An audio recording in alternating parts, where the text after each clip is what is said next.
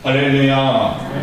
네, 어린이 주일인데 우리 어린이 주일 우리 주인공들은 저 유아실에 쫙 모여 있어야 되는데 오늘 주인공들이 많이 없네요. 보니까 아마 어버이날로 겹쳤다 보니까 많이 출타하신 것 같습니다.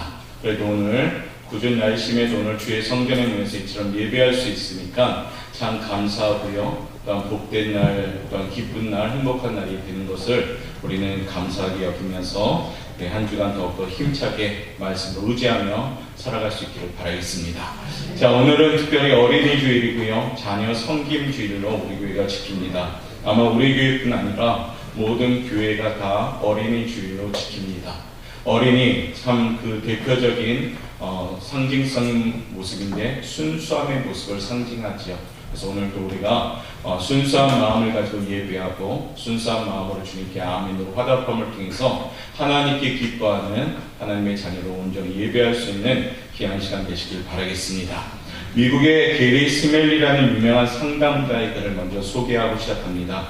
그는 어릴 때 엄격한 할아버지 밑에서 자랐습니다. 어느 날 늦게 집에 들어오다 보니까 할아버지가 화가 나셔서 그에게 뇌를 2대를 굉장히 세게 때립니다.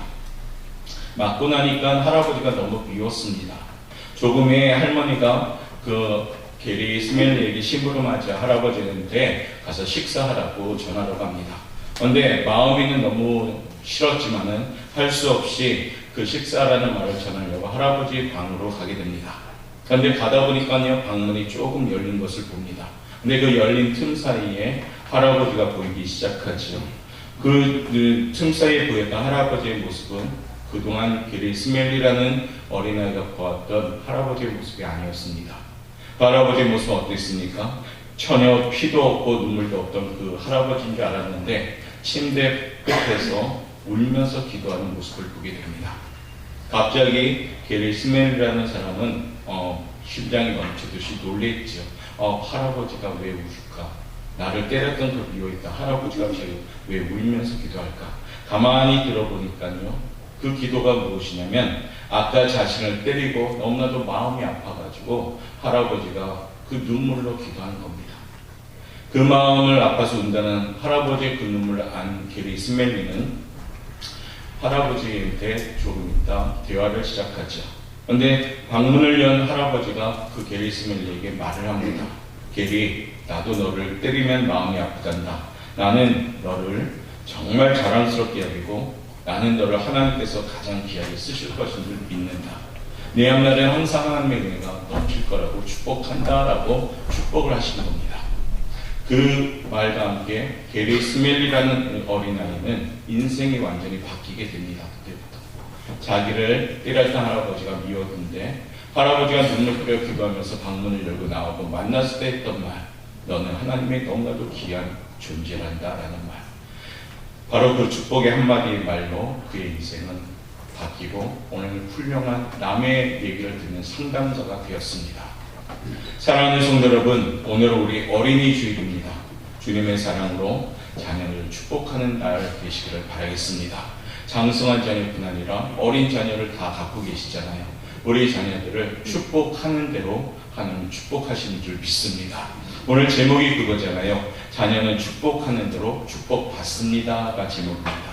그래서 하루에 한 번씩 자녀를 축복하라라는 유명한 그런 말처럼 우리 부모님들 입장에서 여러분들 자녀에게 하루에 한 번씩 자녀를 축복할 수 있는 귀한 지혜의 시간 되시기를 바라겠습니다.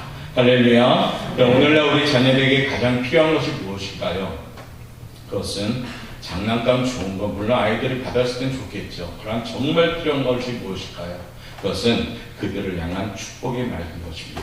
가정에서 축복을 받고 자란 아이와 축복을 받지 못하고 자란 아이들은 인생의 모습이 완전히 틀립니다. 오늘 본문에 우리가 읽었던 창세기 27장에도요. 두 어린아이가 등장하지요. 두 명은 쌍둥이입니다. 야곱과 에서.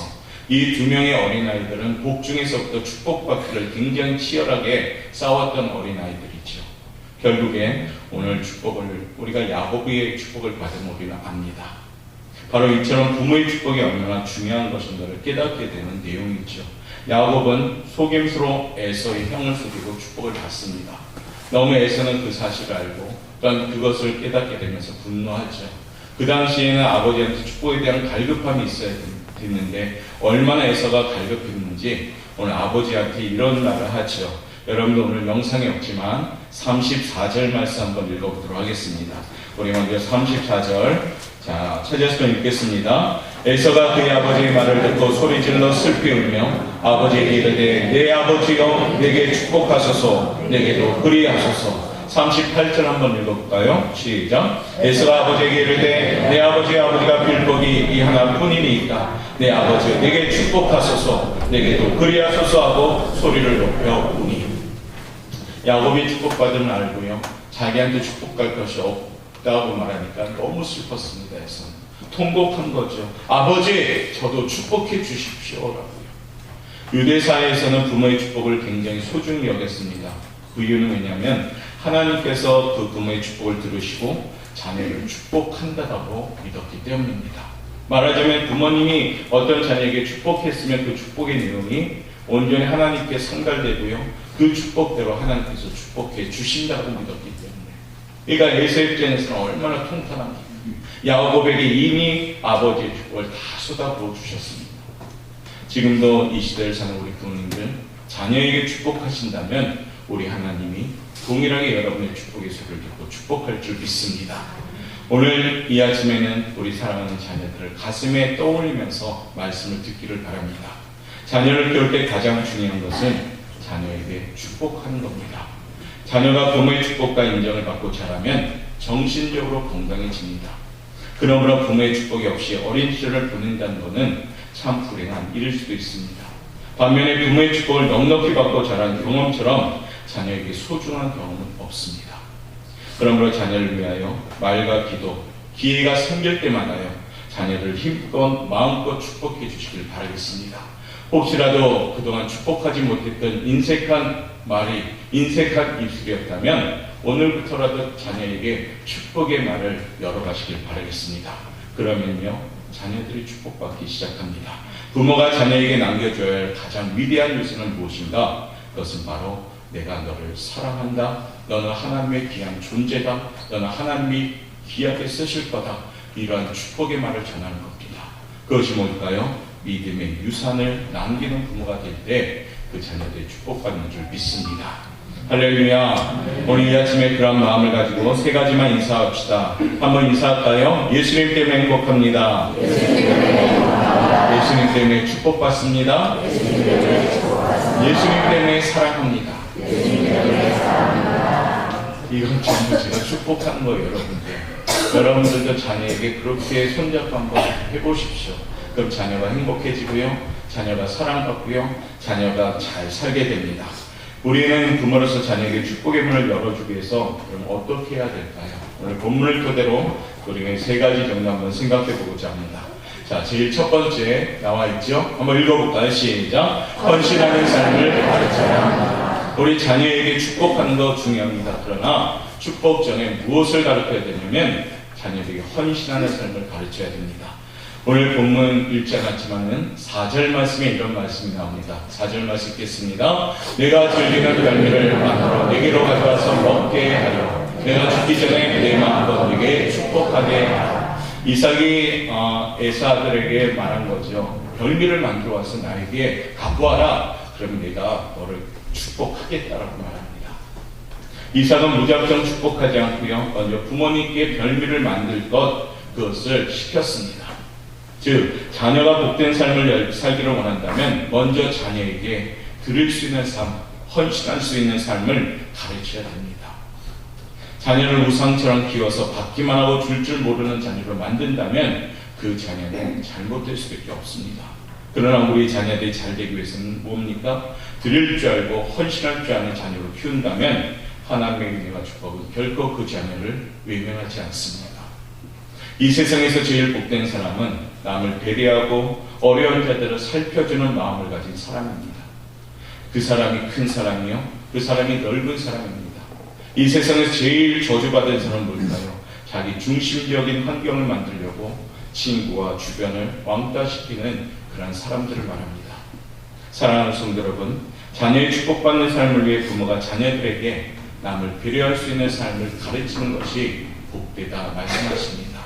여러분 사랑하는 자녀를 사랑한다면 이제부터 자녀들에게 남을 배려할 수 있는 넓은 마음을 가르치시길 바라겠습니다. 나만을 주장하는 자녀가 아니라 주변을 둘러볼 수 있는 넓은 마음을 가진 자녀, 그 자녀들이요 분명히 잘 되는 줄 믿습니다. 한 엄마가 인터넷에 올린 글을 소개하죠. 그는 어느 날 학교에서 딸이 돌아왔습니다. 딸이 돌아오는데 햄버거하고 콜라를 가지고 왔죠. 그러면서 엄마 학교에 갔더니 햄버거하고 콜라를 줬어요 라고 했어요. 엄마는 아마도 그 반의 반장이 되어서 반장 엄마가 낸 한 톤인가 라고 생각했죠. 그런데 딸은 그렇다라고 얘기하지 않았습니다. 이것을 준 엄마는 이런 엄마였죠. 자신의 아이가 평소에 말도 못하고 또한 말을 시켜도 대답도 못하고 또한 자신의 딸이 장애를 가진 딸을 가진 엄마가 반 친구들한테 햄버거와 콜라를 사줬어요 라고 얘기했습니다. 엄마가 들었더니요, 이것은 자신의 딸을 외톨이 시키지 말고 잘 대해주라고 아이들에게 주었던 엄마의 마음입니다. 그 엄마는 그 얘기를 듣고 딸에게 이렇게 당부하죠. 그 아이를 잘 대해주고 정말로 잘 섬기고 사랑하고 잘 지내라라고 신신당부를 합니다. 그렇습니다. 하나님은요, 연약하고 소외된 사람들을 배려하는 사람을 축복하십니다. 우리는 자녀들에게 따뜻한 마음과 따뜻한 시선을 전수시켜 주셔야 됩니다. 받기보다는 베푸는 자녀로, 살아야 깊은 자녀로 우리가 가르쳐야 됩니다. 우리 자녀들은 누구보다 복된 자녀로 자라기 위해서는 남을 볼 줄 알고 남의 아픔을 감싸는 줄 아는 넓은 마음의 자녀로 성장시켜야 됩니다. 어렵고 소외된 사람을 배려하는 교육을 받은 아이들은 반드시 하나님께서 그에게 축복의 문을 열어주십니다. 오늘 이 아침에 사랑하는 자녀들, 우리 자녀들이 정말 하나님께 축복받기를 원하신다면 우리 자녀에게요, 큰 마음, 넓은 마음을 줄 수 있는 가르침의 지혜로운 부모님들 되시길 바라겠습니다. 특별히 사랑하는 우리 고영학교 어린이들 교육하는 선생님들, 또한 집에서 가르치는 부모님들, 자녀들이 따뜻한 나눔의 손길을 가질 수 있도록 늘 어릴 적부터 나눌 수 있는 삶을 교육하시길 바라겠습니다. 그것이요, 그 자녀가 복되게 자라는 자녀고 나중에 축복받는 주인공이 될 줄 믿습니다. 우리 고영학교 성도님들은요, 이와 같은 지혜를 소유해서 자기만을 아는 자녀가 아니라 남에게 드릴 수 있고 남을 위하여 헌신할 수 있는 사랑이 많은 자녀로 꼭 성장할 수 있도록 잘 양육할 수 있는 지혜로운 성도들 되시기를 주님의 이름으로 축복합니다. 두 번째는요, 우리는 자녀의 축복의 문을 열기 위해서는 자녀와 깊은 만남을 가져야 됩니다. 자, 한번 읽어볼까요? 시작. 자녀와의 깊은 만남을 가져야 합니다. 오늘 본문의 26절 말씀 한번 읽어보도록 하겠습니다. 읽겠습니다. 그의 아버지 이삭이 그에게 이르되 내 아들아 가까이 와서 내게 입 맞추라. 오늘 이삭은 아들에게 와서 가까이 와라 하고 아들을 향해 입을 맞췄습니다. 자녀와 입맞춤하고 자녀를 꼭 안아주고 자녀의 손을 잡아주는 것 같은 접촉은 부모의 축복을 자녀들에게 전달하는 매우 중요한 통로입니다. 축복의 터치는 자녀를 전폭적으로 인정하고 용납한다는 뜻이고요. 그 축복의 터치를 통해서 우리는 자녀와 깊은 만남과 교감을 가지게 되는 것입니다. 우리가 자녀의 손을 한번 잡아주는 것도 그 안에 얼마나 깊은 의미가 담겨있는지 모릅니다. 어떤 학자가 이런 말을 합니다. 몸에 약 500만 개의 촉각이 있는데 3분의 1이 집중된 데가 어디냐면 이 손이라고 합니다. 그러니까 손을 잡아주는 것이 얼마나 중요한 것을 우리에게 말하는 거죠. 손의 터치가 많으면 헤모글로빈 수치가 높아진답니다. 또 머리를 맑게 하고요, 노인들의 치매 예방 효과도 있다고 합니다. 손을 잡아주면 그 상황 가운데 사랑이 전달되기 때문에요, 서로 간에 건강해지고요, 행복함이 전달되는 겁니다. 특별히 자녀의 손도 많이 잡아주시고요, 자녀들에게 축복의 터치를 많이 하시길 바라겠습니다. 무뚝뚝한 아빠, 그것은 자녀에게 그다지 좋은 아빠가 아닙니다. 안아주고 또한 만져주고 쓰다듬어 줄 때 자녀들은 그 터치를 통해서 사랑을 전달받습니다. 나갈 때에도 부족한 중에 여러분과 악수하잖아요. 이 악수가 얼마나 좋은지 아시겠죠?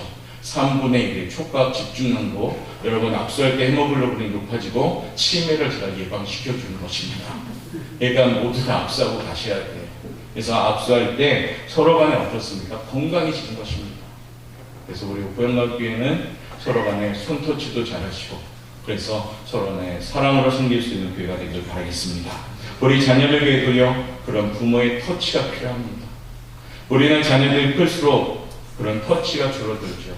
저도 아들 하나 키우고 있지만 자라면서 터치가 점점 없어지더라고요. 왜냐면 무뚝뚝해지니까 상대방이. 그렇죠? 그러니까 접근하려고 해도 접근이 잘 안 되죠. 그래도 어떻게 합니까? 기회를 만들라는 겁니다. 어머니들은 어떻습니까? 아이들이 크면 클수록 왜 사랑이 되지요? 짝사랑. 아이들한테 계속 사랑을 주려고 하는데 아이들 무뚝뚝해요. 그런데 어느 순간 어떻게 합니까? 자꾸 터치하다 보면 그 아이들이 살갑게 대하기 시작합니다. 어릴 적에는 오지 말라 해도 와서 아빠, 할아버지하고 안기잖아요. 그리고 터치하잖아요. 그때 사랑이 넘치잖아요. 그런 것처럼 우리가 장성한 자녀들도 터치하시길 바라겠습니다. 어떤 터치요? 사랑의 손길로 만져주시고 안아주시고 너를 사랑한다 할 때 우리 자녀들이요 성장하게 되는 줄 믿습니다. 세 번째는요, 축복의 문을 열기 위해서 어떻게 해야 될까요? 한번 읽어볼까요? 시작! 아마 오늘 이것이 제일 중요하다고 봅니다. 제가 볼 때는 축복의 말을 많이 해주셔야 됩니다. 침묵은 금이라고 말하지만요, 가정에서 침묵은 금이 아니고 돌입니다. 쓸데없는 것이라는 얘기죠. 가정에서 침묵은 나머지 식구들에게 상처를 주고 불안하게 만듭니다. 가정에서는 침묵보다는요, 사랑과 인정과 격려의 말이 넘쳐야 됩니다. 특별히 이렇게요. 너는 정말 귀한 존재이다라고요. 그런 말들을 자녀들에게 해줄 때 자녀들은 자존감이 높아지기 시작합니다.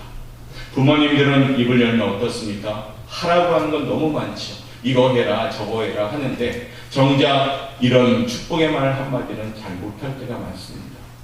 너는 귀한 존재다라고요. 자녀에게 지나치게 하라는 것을 많이 하게 되면 자녀가 과부하가 걸립니다. 과부하가 걸리면 어떻게 됩니까? 차도 고장이 나고 기계도 고장이 나고 자녀들도 고장이 납니다. 자녀에게 축복의 말을 많이 해주면 오히려 자녀들이 살아납니다. 그러므로 우리는 자녀에게 축복의 말을 많이 해주어야 됩니다. 오늘 어떤 말을 해야 될 것인가 제가 소개해 드리겠습니다. 자, 그 첫 번째 말 읽어볼까요? 시작! 자녀의 가치를 인정해 주십시오. 오늘 27절 말씀에 보면요, 읽겠습니다. 내 아들의 향치는 여호와께서 주신 밭의 향치로다. 오늘 이삭은 아들에게 이와 같은 칭송을 했습니다. 이 말은 뭐냐면 너는 하나님 앞에서 가치 있는 존재다라고요. 너는 정말로 귀한 존재다라고요. 우리는 자녀를 축복할 때 내가 잘 되기를 바란다 보다는 너는 내게 귀하다라는 이 말로 축복하시길 바라겠습니다. 너는 성공한다가 아니라 너는 정말 귀한 존재다라고 축복하시길 바라겠습니다. 그러면요, 우리 자녀들이 자존감이 생깁니다. 우리 다 같이 한번 자녀를 생각하면서 너는 내게 귀하다 한번 옆에 분 보면서 인사하겠습니다. 시작! 너는 내게 귀하다. 성도끼리도 귀하셔야 되죠. 우리 옥보영학교의 성도끼리 귀하셔야 됩니다. 그래야지 교회가 귀하게 되죠. 물론 우리 사랑하는 자녀